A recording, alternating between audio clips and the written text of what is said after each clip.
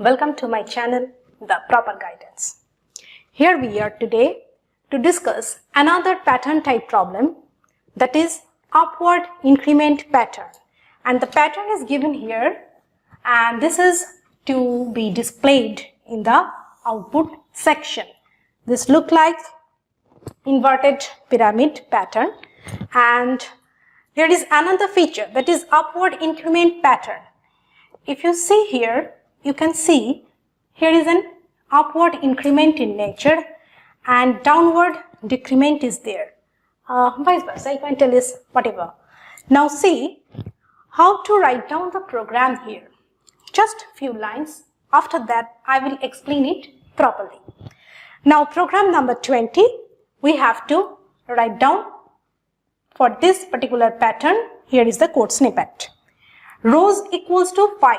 Rows, this is a variable, and this variable is used to store number of rows. Count what are the number of rows here. Rows means the horizontal one, right? The horizontal one is known as rows 1, 2, 3, 4 and 5. That's why rows equals to 5 we have written here. Now, if there is more rows are there, you just take that particular number, okay?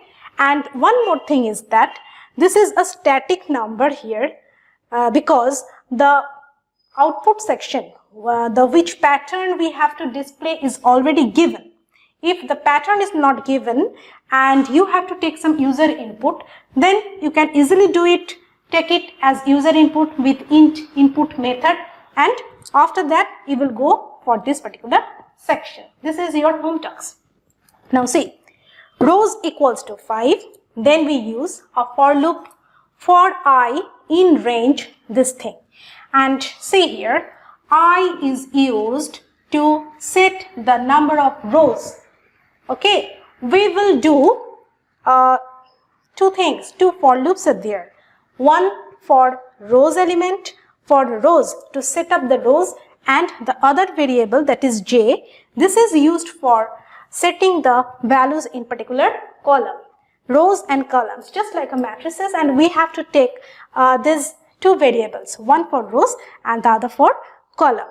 And one more thing is that here we use nested loop for each and every pattern, more or less generally used nested for elements. Nested for loops are there. Now nested for loop, this outer loop will control the number of rows, and this inner loop will control the number of columns, and all these rules and regulations are elaborately discussed in my previous video. Those who are new to my class, please go through that particular videos. Okay, and now see, look at the board. For I in range this thing, 0 to rows plus 1. For j in range, rows minus I, comma 0 minus 1. This is the reverse loop, and print j end space, print new line. These are the lines to display that particular pattern. Now we will learn how the program actually works in the system. Okay, so let's start. Step 1. Step 1, for I in range. What is the range of I here? I is ranging from 0 to rows plus 1. Rows plus 1. What is the value of rows here? 5. So 5 plus 1 equals to 6. This is the particular range of I. Now, for loop used in Python, we know the first started element, this is the starting range. 0 is included and 6 will be excluded. This term is not included as the input of I. Means in step 1, the value of I is equals to 0. And we get in this for loop 0, 1, 2, 3, 4, 5. Up to these values will be taken here. Now see, from 0, when I is equals to 0, what is the range of j? The range of j will be rows minus I. What is the value of rows? 5. 5 minus, what is the value of I? 0. So 5 minus 0, that is equals to 5 itself, 0 minus 1. So we get what are the values we get from 5 to 1, because the last term is not included Okay, and so for j we will get the values 5, 4, 3, 2 and 1. After that, print j. When we print j itself, that means we will print these 5 terms in the first row, because when I is equals to 0, it will represent the first row in our pattern, in our required pattern. So when I is equals to 0, we get what? We get these values. For the first term, it will give you 5, then 4, 3, 2, 1. Okay, this is our step 1. And look here, this is a space. This space is made by using this line, end space.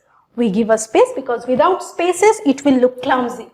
That's why we write down this step here, and this is for new line. Here is also another space. This is for that particular line, new line followed by this one. Now see, step 2. Step 2, when I is equals to 1.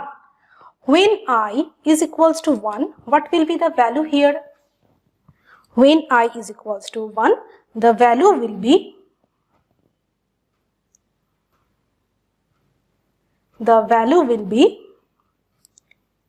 j, range will be, what is rows? 5, 5 minus 1, that is 4, 0 minus 1.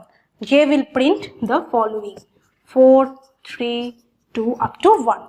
This is our step 2. Then step 3 followed by step 3, that is I is equals to 2. When I is equals to 2, j is ranging from what? J is ranging from rows minus I. Rows minus I means 5 minus I, that is 5 minus 2 is equals to 3, 0 minus 1. J will be what? J will be 3, 2 and 1. This is step 3. And then step 4, we get what? I is equals to 3. When I equals to 3, we get what? Range of j. Range of j, rows minus I. 5 minus 3, that is 2. 0 minus 1. The value of j will be 2 and 1. This is taken from that particular step number 4. And then step number 5, we will get what? I is equals to 4. When I is equals to 4, we get what? We get j ranging from rows minus I, that is 1, 0 minus 1. It will display what? Only 1. J equals to only 1 will be displayed here, and we will get the ultimate term. And after that, if step 6 follows, we get what? In step 6 we get I is equals to 5. I is equals to 5, rows minus I. J is ranging from what? J is ranging from 0 to 0. 0 to 0 minus 1, and this loop is stopped here. In the step 5, the loop is terminated, the inner loop is terminated.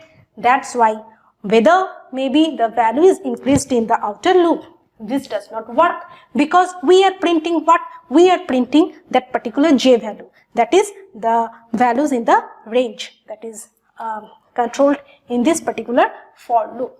So this is the way we get all the values of this pattern. So I think this is clear to you. Please write down all the steps along with the question and coding part, and this is your task to get an user input as row and then run the program in your machine. For today's lesson, our class is completed. Next day we will learn something new. Till then, take care and thank you for watching.